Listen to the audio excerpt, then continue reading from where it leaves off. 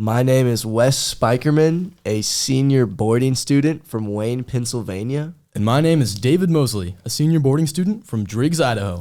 And this is Tornado Talk. Man, we're getting really good at that. That was beautiful. Thank you, Mr. Deitrick. I've got goosebumps. Does that happen all the time? Actually, every time. Every We're time. always that good. Yep. No.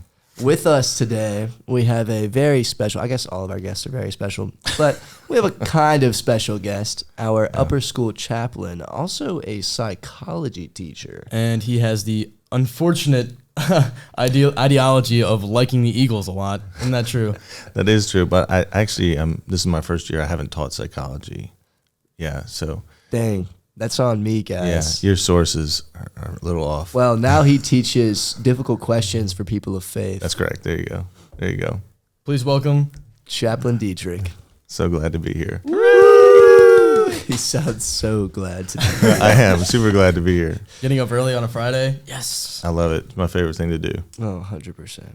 All right, so we like to start off our episodes, besides the introduction, with a quick little game called Quick Fire. Quick Quick Nice. Fire. Yeah.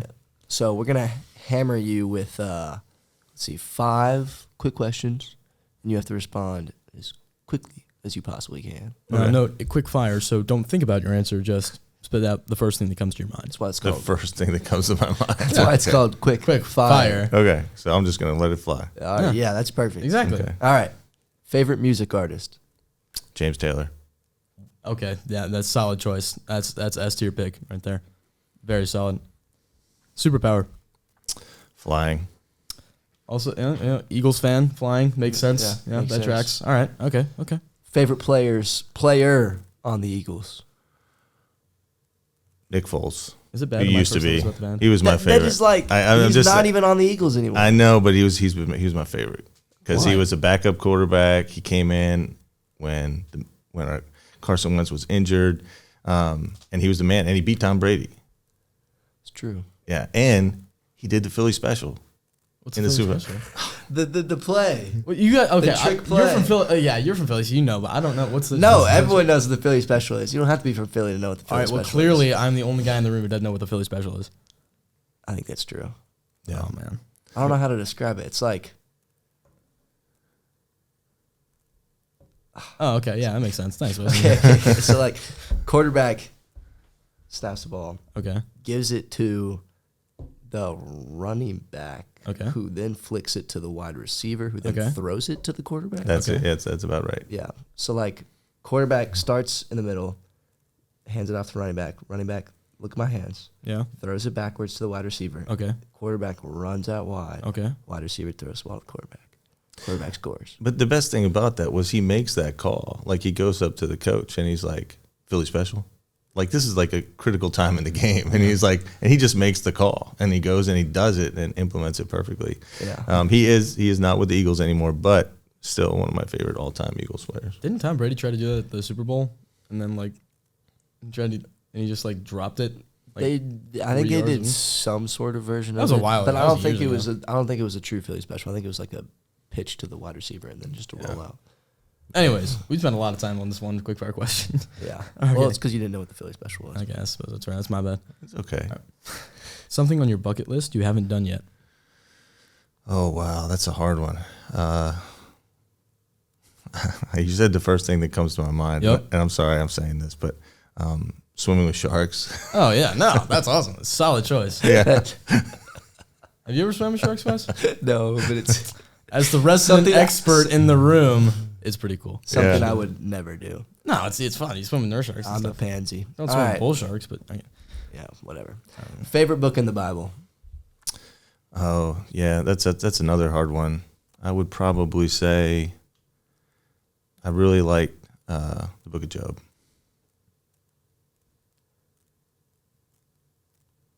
All right. That I'm curious why, because like Job just goes through absolute. Yeah, I mean that's the best part of Misery. it. And there's Yeah. two great lines that come from the Book of Job. One is where he's at the end of the book where he's kind of talking to God, and God kind of takes him around and shows him the whole world and shows him all creation and the heavens and everything else. And he's like, "Who are you?" And it's a really good moment, I think, And I think that's a good question we all have to ask ourselves sometimes, like, who are we, especially in the grand scheme of the universe and our relationship with God and everything else. And I think that he was just, there's one of my favorite verses, comes from Job chapter 2, and it says, though he slay me, yet will I trust in him. And it's just the idea that, like, to allow God to be such a rock in your life that no matter what happens, like, it's not going to cause your faith to waver. And that's what I really liked about him. So, yeah. All right. Yeah, I can't argue with that. That's wonderful. Yeah. Man, that was deep, so it's kind of hard to keep moving on, but eventually we have to. Time keeps ticking. Yeah, no, keep going. So I guess to kind of start it off, tell us about your history at Macaulay. Have you always been the chaplain? Oh, my goodness. You guys really want to hear this story? Yeah. Oh, yes, we do. Really, Okay. I really like the story. So came from a great family up in Pennsylvania, but my parents didn't have a lot of money, resources. And after I got out of high school, I was just doing construction work. And the long and short of it, I got to go to this camp and kind of renew my relationship with God, got born again, as some would say, and began kind of a spiritual journey. Went to a Bible college in upstate New York. I didn't really have a lot of resources or money, so I had to kind of work and do a lot of different things. And I felt like God was calling me to this little Christian school in Tennessee. And so I hitchhiked from New York down to Chattanooga, Tennessee, got a job and got into this school and started working there. And my second year there, I got a job working second shift maintenance at Macaulay. And so I had to pay for school, so I had to work. So I had a full-time job working 40 hours a week. So I go to school in the morning from about 8 to 2, and then at 3 o'clock, I'd slide on over to Macaulay and work from about 3 to 11 in the evenings. Wow. And so I did that all throughout college just to pay for college. And then once I graduated college, I started doing some grad work, going to seminary, and I got a job working in one of the offices here. And I was actually, my first job working on the Hill or on the Ridge was doing the school attendance officer. And it was a little different back in the day. They had these Scantron sheets. You had to run around and collect all the sheets off all the doors, and then you run them through a Scantron machine. And it was pretty intense, too. Like, if you were a boarder and you missed the second class if you missed that second class, I was coming to get you. I was coming to wake you up. And so I did that and was a school registrar and started teaching a little bit of Bible and helping with some clubs. And I did that for about 5 years. And I was finishing up grad school. And the chaplain at the time, John Rogers, was moving to do some ministry at a university, and they asked if I would do it. So, sorry that story really bored you, Mosley. No, that was a big yawn. I hope we can put that yawn somewhere. I went to bed at 3 in the morning last night. That has nothing to do with your story, Chaplain Deitrick. No, that's all right. I was up last night thinking about this, so I didn't get much sleep last night either. This is a big moment for me. Did you suspect that we were going to ask you the question about how you came to Macaulay? No. Yeah. I've listened to a few of the podcasts, so I know kind of the routine. But yeah. So and then I've been chaplain for the last 16 years, and it's been one of the great blessings of my life. Wow, 16 years. that's impressive. Fantastic. I'm curious, how do you think you've changed over your time at Macaulay? 16 years, from the very beginning. Yeah. Well, I mean, basically, I think it was like 19 or 20 when I first, and now I'll be 46 this month. So Don't look a day older than 25. You look great. No, you guys are such liars. It's funny. Life takes you through the ringer and teaches you a lot of different things. And I think one of the things that as you go through experiences, ups and downs, failures, mistakes, is you begin to grow in a little bit of wisdom. I think, unfortunately, sometimes wisdom has to come through really hard times. And in my life, I feel like that's one of the areas I've grown in. I'm a little bit wiser than I used to be. And I felt like maybe when I was younger, I was super idealistic and I thought I had it all figured out.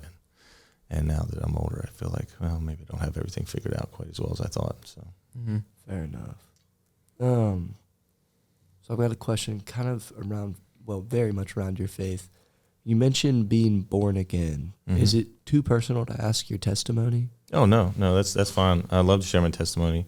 So I grew up in a Catholic household. My parents kind of jumped around.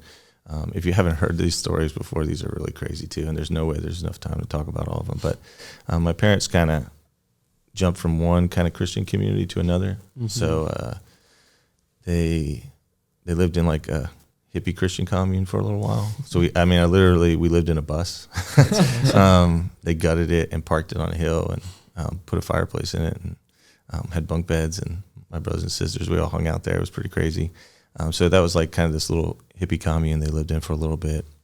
They lived in another community in Chicago, and then they moved back to Pennsylvania and got involved with a Franciscan order, and were actually Franciscan monks for a little while. So that was pretty wild. It was always a little embarrassing when I was a kid, like walking around at the grocery store and your parents are wearing robes.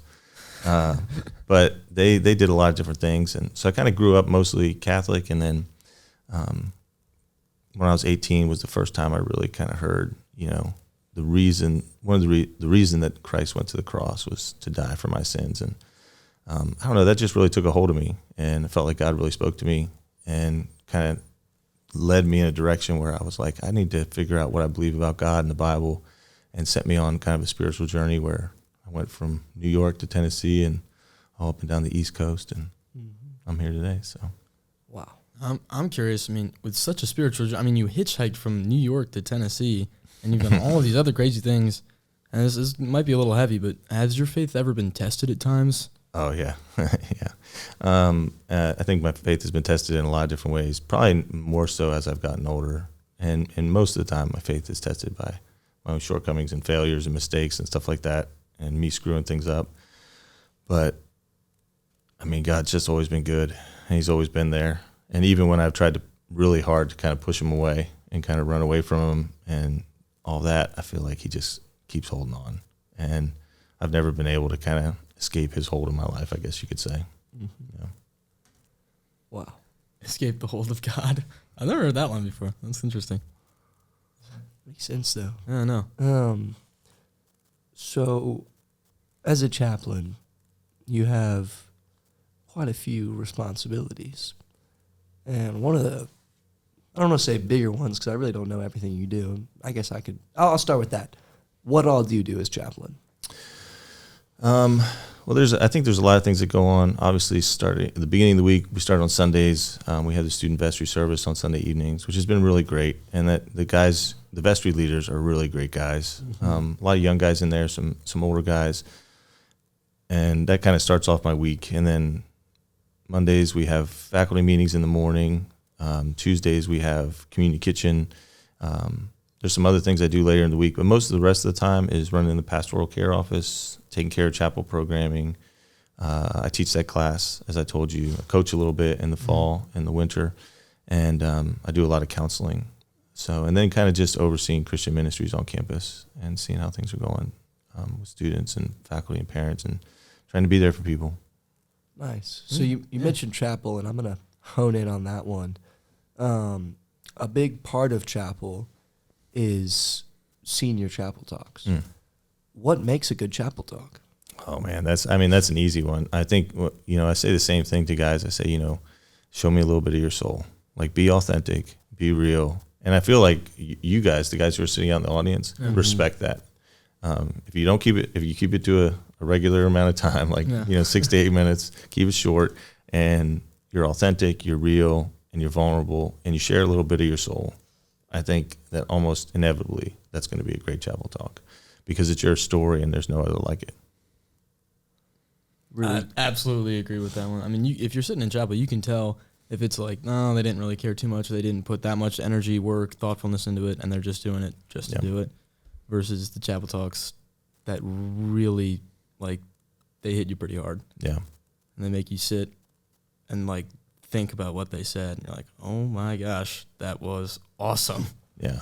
Oh shucks, mine was definitely not like that. But it was funny. It was like seven fart jokes in the first 2 minutes, dude. It was awesome. Even though I must say that Wes was the most difficult person I've had to deal with this year.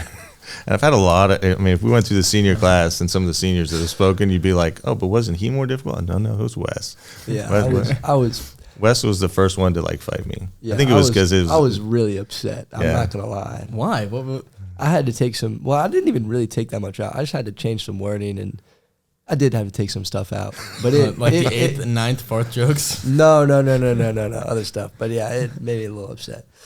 No. All right, I'll take this next question while Wes tries to recompose himself. Chaplain Deitrick, what are other ways for Macaulay guys to continue and deepen their faith here at the school? I think there's a lot of clubs, there's a lot of organizations, there's Bible classes, there's chapel, there's all of those things that go on a regular basis. But I think for every individual is really just taking a little bit of time every day to sit by yourself, to be alone, to talk to God, to really pray. And I think if a boy's asking me, the first thing, he's saying, hey, I really want to grow in my faith. I really want to work on this area of my life. The first thing I'm going to tell him is I'm going to be like, slow down and take some time to pray every day. Like just a little bit of time, talk to God, and be like the same thing I was saying before about chapel. Be authentic with God, be real with God. Like if you're frustrated with him, if you're grateful, if you're dealing with difficult things, like just speak to him and spend time in prayer with him. And I think that there's a lot of evidence that shows that that's one of the best things you can do for yourself, emotionally, mentally, spiritually. I mean, it has an impact on every area of your life. And I think in today's world, especially as busy as you guys are, I mean, you guys are working hard every day. I mean, it's a Friday morning. You guys are here with me, getting it done. And I think just being able to pause every once in a while and be introspective and focus on the spiritual can be really renewing, especially in this day and age. I don't think you can get a better answer than that. That was fantastic. Yeah. Listen on that one. We ain't going to beat that. We ain't beating that. So, ending it with our little closing game we like to call Guess That Teacher. Okay. Wonderful harmonizing there, as always. You guys are beautiful. I know. Thank you. Thank you. We're going to give you 5 clues, one might call them. Okay. And then you got to guess the teacher. How many guesses do I get? Do I get like one guess? Just one guess. One guess. Oh, shoot. I got to go. And then Jackson will hit you with like that buzzer noise if you get it wrong. Do you have the buzzer? We don't even know which one it is, but we'll keep trying. You got to label them. That's good. Anyways. All right. Starting off, the first hint about this teacher, their favorite color is purple. I don't know why they would give us that. It is not. Oh, man. Considers himself a Harry Potter scholar.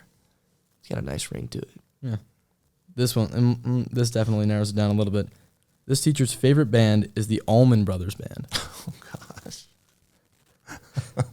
Yeah, that narrows it down. I don't know how that narrows it down. It does not. This also does nothing to help you. This teacher is an Eagle Scout. Eagle Scout, okay. And another one, this teacher played Ultimate Frisbee for Macaulay all 4 years of high school. He played Ultimate Frisbee. All 4 years. And he was from Macaulay? So, I mean, I guess that's a double. So he went to Macaulay and he played Ultimate Frisbee all 4 years, and his favorite color is purple. Oh, jeez. If that doesn't narrow it down for you. It does narrow it down a little bit, but I'm still... And his favorite aquatic mammal is the beluga whale. Like, these clues are absolutely useless. Wait, that actually doesn't surprise me. That tracks. That does track a little bit. Okay, so this is a teacher in the upper school. Gosh, this is really hard. Well, I'm not going to lie. I'm speaking directly to the teacher who this was. Your hints were terrible. In the most respectful way possible. Throwing out there. Come on. Okay, I'm just going to go Mr. King. Correct. Yes. What? Okay, never mind. I take it back, Mr. King. Apparently your hints were good enough. Good work, Mr. King. Oh my gosh. We should say good work, Chaplain Deitrick. How did you? That was ridiculous. Yeah. Did you know from the beginning and you were just like dragging us along? No, I didn't. I had to narrow it down to the teachers that I knew had kind of graduated from Macaulay, and then it was just kind of going through them and trying to pick them. And some of them I knew would never set foot on an Ultimate Frisbee field. So. Fair enough. And some of them, that Ultimate wasn't around when they were here, so that took out the old ones. So then it was just the young ones. It was just teachers. Yeah. So we just worked through it. I sure like that. Smart guy. Should be teaching math. No. I did really like your podcast with Mr. McKeag, though. That was a good one. I listened to that one last night for my current events class. That was a fun one. No, Coach great. McKeag is a clown. No, we were just trolling the whole time. It was great. It was great. All right, final question.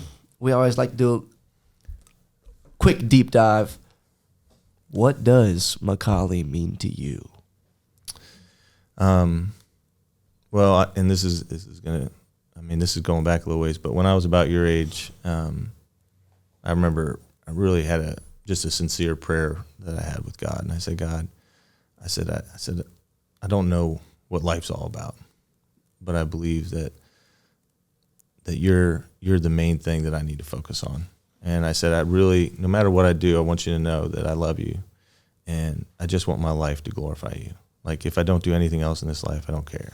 I just want my life to glorify you. Mm-hmm. And to me, it is one of the great blessings in my life, and means so much to me that God would take this poor kid from Southeast PA and through different means bring him all the way down to Chattanooga, Tennessee, to work at a school that's motto is man's chief end is to glorify God and enjoy him forever. And so that for me is really why it's so important. Not just because that's our one of our school models, but because going all the way back to that kid in high school, sitting in my room praying, talking to God about how much I loved him and how I wanted my life to glorify him, that God would take me on a journey that I could never have imagined.